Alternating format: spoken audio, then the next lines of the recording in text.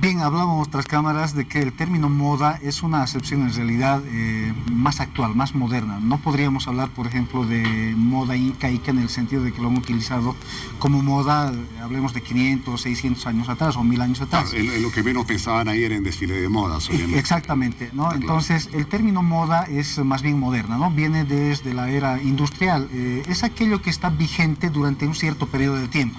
Por ejemplo, un celular ahora, un determinado tipo de música, el reggaetón, por ejemplo, continúa de moda, aunque un periodo bastante largo. Los colores, por ejemplo, en cuanto a moda se refiere, están de moda el ciclán, digamos, el fucsia en determinados momentos, y es la empresa internacional Pantone la que nos dicta prácticamente cuáles son los colores que van a estar de moda en la siguiente estación.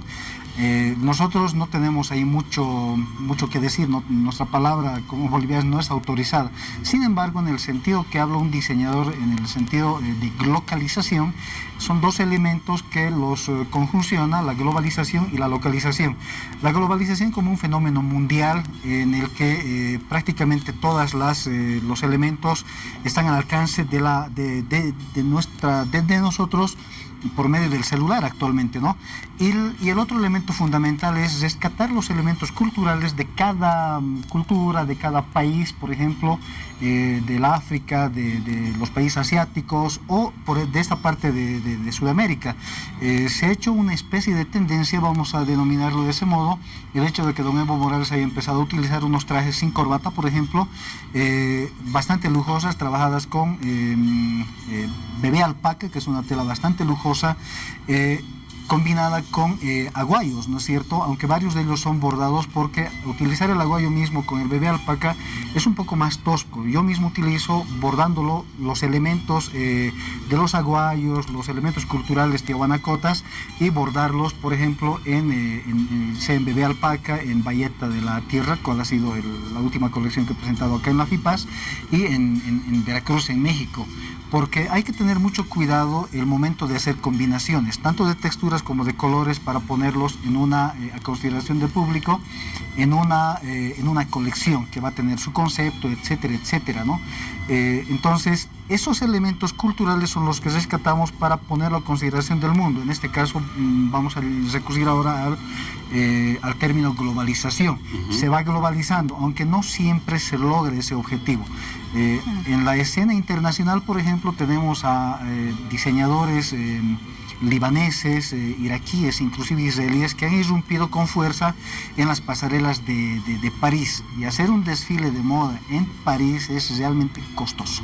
Y ellos han llevado hasta París algunos diseños inspirados en su propia cultura. Exactamente. ¿Verdad? Exactamente. Que es el desafío nuestro, el poder llegar a esas grandes pasarelas del mundo entero, exponiendo nuestra cultura expresada en esos colores maravillosos del aguayo, y generar una tendencia, eso sí, ¿no es cierto?, para que se pueda en diferentes partes del mundo, pues deseen utilizar esos elementos tan propios de los bolivianos. Así es. Imagínate que pudiéramos hablar en términos de quienes hablaban en su momento, estamos hablando de principios del anterior siglo 1900, 1920, de dictado de la moda. Estamos hablando de grandes nombres, Chanel, más adelante Valentino, Armani, por ejemplo. Sí se daban ese lujo porque evidentemente ellos eran los creadores, recurriendo en la actualidad a gente de las alfombras rojas, por ejemplo, entonces se puede llegar a un público mayor. En su momento era gente de élite quienes vestían estas prendas. Hacer alta costura solamente se hace en París, no se hace en Bolivia, no se hace en México, no se hace en Argentina, no se hace. ¿Por qué? Porque es un producto, la alta costura, que en palabras de Karl Lagerfeld, el actual líder de Chanel, incluso ya está en desuso por los costos. Es demasiado costoso. Todo debe estar cosido a mano. Tiene que utilizarse para este tipo de obra materiales de altísima calidad. Y hablar de altísima calidad, Paola, Víctor Hugo, es hablar de precios lamentablemente altos. Estamos hablando de un vestido que puede costar fácilmente 25, 30, 50 mil dólares. Y más si tiene incrustaciones de diamante, vamos a llamarle chispas de oro, por ejemplo. Ese vestido va a costar fácilmente 50, 70 mil dólares. No te alcanza el sueldo del mes, Paola. Al alcance de cuánta gente está eso en el planeta. Algunas personas hablan de 500 personas, de más de 10 mil millones de personas que somos actualmente en el planeta. O sea, es para bolsillos que son realmente millonarios. No, para aquellos que no saben ya qué hacer con su dinero. Exactamente.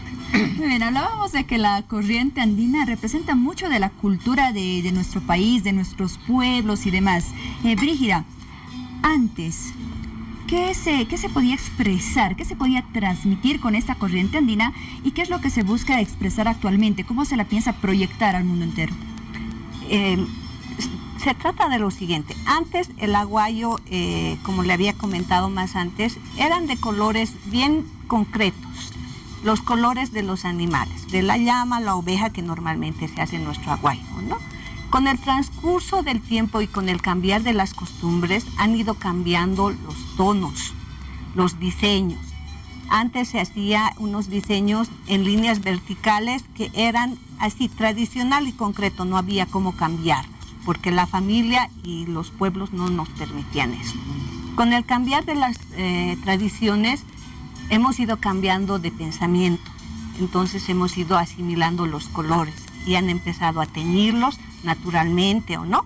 Y de ahí es que ya siempre se ha usado en la ropa andina. En nuestros pueblos siempre se ha usado el aguayo. ¿Y cómo se distingue, verdad, en un clima como el que tenemos en el altiplano, una naturaleza terrosa y de repente estos colores maravillosos del aguayo pues resaltan? Y además te varía mucho de acuerdo a las regiones, porque no es lo mismo lo que se utiliza en Chuquisaca, un como en La Paz. Lo que utiliza un Uruchipay es muy distinto al que utiliza alguien de Cochabamba o de La Paz, por decir. Es muy distinto. Por ejemplo, el tejido jalca tiene colores bien definidos. Negro rojo, negro azul, negro blanco, con iconografías de animales. A este lado del país, en La Paz, hemos ido cambiando en tonos, hemos ido cambiando en tejidos y hemos escrito historias. ¿Ese tejido jalca en qué regiones se utiliza? En Sucre, Tarabuco. Muy bien. ¿Ya? Por ejemplo, he traído esta muestra, es un aguayo de lana merino. ¿Por qué se dice merino?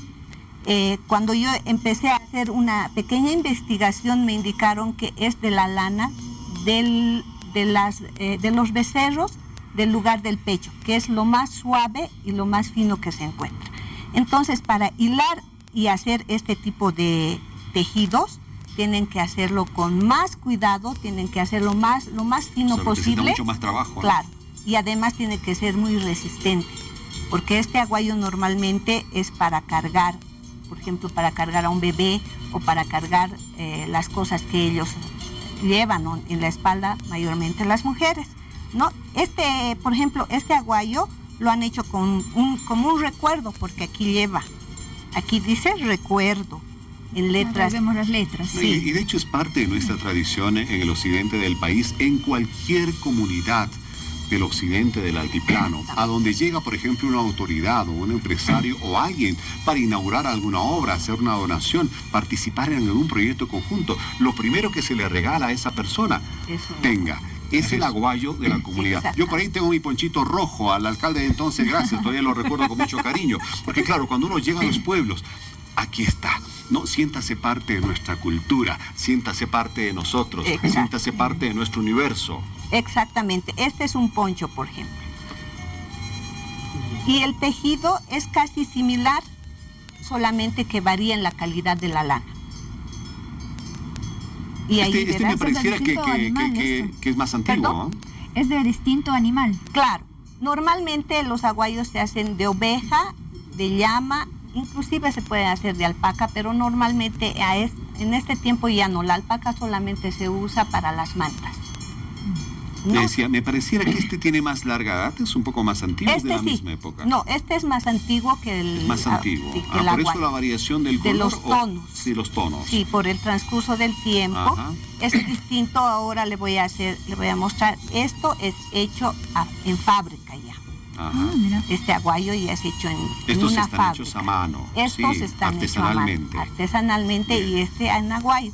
Y esta es una imitación en lana sintética de un aguayo. Ajá. Y no me diga que es chino, ¿sí? No, está hecho aquí más bien. Bueno.